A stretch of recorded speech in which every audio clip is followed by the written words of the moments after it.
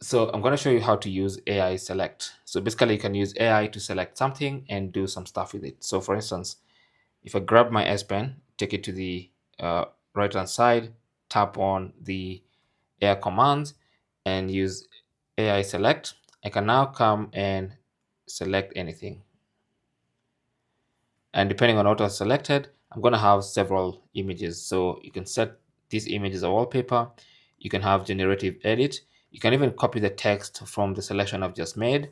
If you want to, you can also crop this selection. You can pin, you can copy, you can share, you can download to your gallery. Now, if you choose pin, you can actually have it there floating around on your screen while you do something else, other things on your Galaxy Tab S11 Ultra. Okay. Now you can bring it up anytime, you can move it. Like I said, you can also generate, you can also copy all the text on it, you can translate the text on it, and basically there's so much you can do. Once you're done with this, you can just hit the close icon, and that is basically how to use AI Select on the Tab S11 Ultra. Thanks for watching and good luck.